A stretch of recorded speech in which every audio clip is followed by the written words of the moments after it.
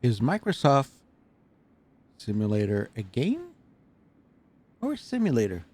Now, that question has been asked many, many times. And this debate has been going on since the beginning of Flight Simulator when it came out in 1982. So, why are people still debating about the subject when the answer is obviously it's both? So, stick around a while we look at certain plane in the hangar, and I'll try to give you some explanation on why the debate's still going on. So, what an interesting subject today. I've been thinking about this for many, many weeks since the release of Microsoft Flight Simulator this week. It's been brewing to me as I've been watching people playing and enjoying Microsoft Flight Simulator. The debate of is it a game or a simulator has been brought up to the surface once again, and this happens every time a new flight simulator gets released. Now, there is some history behind why this is the case. Now, when the first flight simulator came out, they were mostly for people that were obviously enthusiasts about aviation.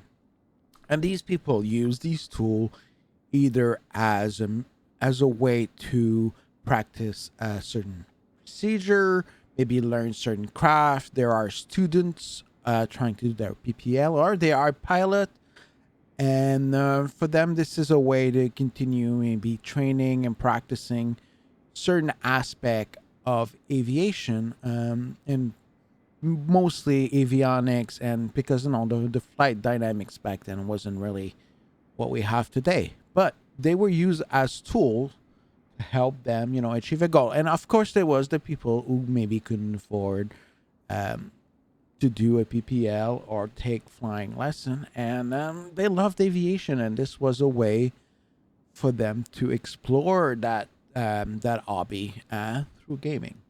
Now, and for the longest time, people just took Flight Simulator as mostly simulation in a kind of a training aspect of the game. Now, as graphic improve over the years, and basically, I think the biggest leap was when Microsoft Simulator X came out. The debate resurfaced again. Is it a simulator or is it a game? Now, it was sold under a game, and it always has been a game, but I think there was a greater divide now between people who enjoy just flying for the fun of flying and visiting the world and interesting places, maybe see a few landmarks. There were less interest into the aviation part, but more about the other aspect of Flight Simulator.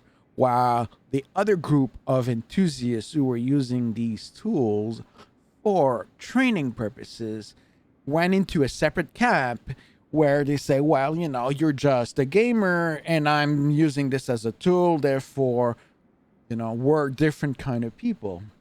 And this debate has taken a whole different direction in 2009. To be quite exact, it's November 30th, 2009, when Microsoft and Lockheed Martin signed an agreement to license the ESP engine, which is the core of Microsoft Flight Simulator X, to develop further visual simulation software platform to better train warfighter for battles.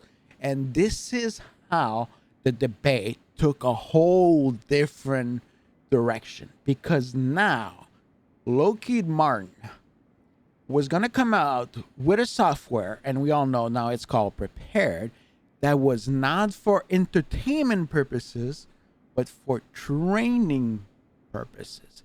And now the camp of enthusiasts who were talking about, we here to have simulator for training purposes, now took the camp of using Prepare, and they kind of took that talking point into a whole new level to further separate themselves from the gamer or the less enthusiast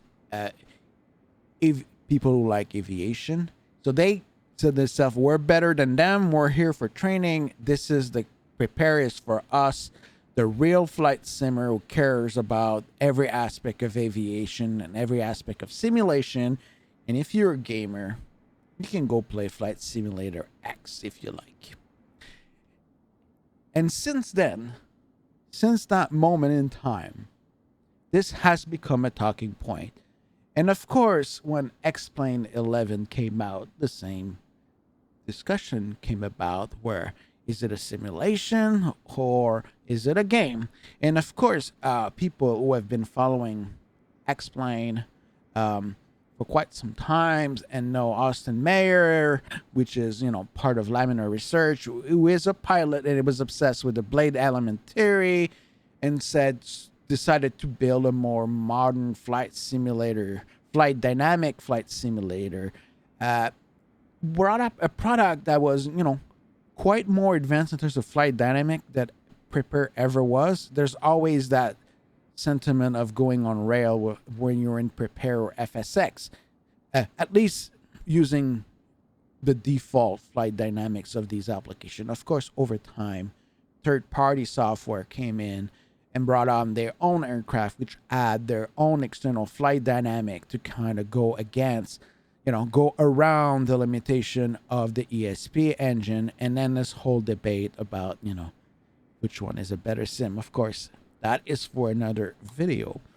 Go back to our point where this week, Microsoft Flight Simulators came out. And of course, the debate came in again. And now this time it's between Prepared, X-Plane 11, and Microsoft Simulator Camp. And now we have three distinct camps.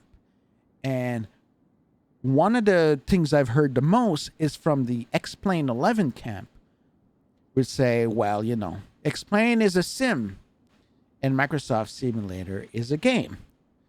And why do you think they came up to that conclusion, or in their mind they think that this is the case? Well, the case is for them is that X-Plane 11 has more advanced avionics, has more third-party aircraft, more advanced simulation add-on available at this moment in time that is more suited for enthusiasts and more advanced flight simmer. So in their mind, when they look at Microsoft Flight Simulator, they look at the package and they look at the aircraft, because don't forget that flight simmer are more interested about the aircraft than the scenery. And so they look at that package and they look at it and they say, well, this is just a game, because the default aircraft are not really a more study level type approach airplane. So therefore, Microsoft Flight Simulator as a whole in this moment is just a game. And that is the argument that they are making. And that's how they justify that X-Plane 11 is a better product for them. Now, all they've said is actually true. X-Plane 11 is a more mature, it has more content available for enthusiasts at this point. And I agree with them. It is, if you're more interested into aircraft at this moment in time, X-Plane 11 is a better product. But if you look at Microsoft Flight Simulator, what does it bring? Why people are so interested in Microsoft Flight Simulator? What does it bring to the table that the other flight sim didn't bring before? Was that you don't need 500 million add-on to make the game look good or functional or modern. And that is the biggest appeal of Microsoft Flight Simulator, is the fact that if you pay $60 for the game, you're going to get worldwide decent quality, decent to great quality, depending on the region, of default scenery that you don't have to invest in thousands of dollars of Orbex product to make it look good. You don't have to buy Active Sky for the weather. You don't have to buy this and that. And all of these add-ons, if you've been on the Prepare on X-Plane 11 side, they kind of add up over time, and they can get quite expensive. So I think a lot of people are excited that they wouldn't have to do this anymore using Microsoft Flight Simulator. Obviously, now that the game is out, we realize that even though the aircraft, as you can see here, as we're looking at the Grand Caravan 2A, is absolutely fantastic. It looks gorgeous. Probably one of the better model I ever seen of the Cessna 208. Of course, people might point out that they look too new and they don't look rugged or like they've been used. They're right out of the factory, and they might consider that as a turnoff. But that is also for another day. But what thing you notice is there is a lot of buttons that are not operational in the cockpits. A lot of things that have not been simulated in these default aircraft, like stalling or spinning, those more advanced flight dynamic things, flight model you see in more advanced payware. These planes don't have them, so they were made to be a little more accessible in terms of flight dynamic. They're really a little harder to crash. They're a little easier to maneuver, and I think that's what Asobo was going for when they designed these aircraft. So there's nothing wrong with these aircraft. They're just not for enthusiasts at this moment in time. They're actually quite good if you spend a little bit of time with them, but they're not to that level where you pay $50 and $60 for a plane, and that plane brings you a brand new level, a much higher level of simulation, let's say like the Majestic Dash 8 Q400, for example, or the Mad Dog X, or the A2A plane. So there's quite a difference.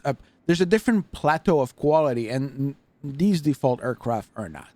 So to go back to my original question is it a simulator or a game? Well, it's both. At this moment, has a great engine, great potential in Microsoft Flight Simulator. It has great potential in the future for third party to come in and bring up new study level quality aircraft that will absolutely look fantastic in the wonderful world that Microsoft, Asobo, and Bing have created. It's amazing. The combination of both these things together will make it like really a modern flight simulator / game for enthusiasts. At this point, it is not. You have to take it for what it is.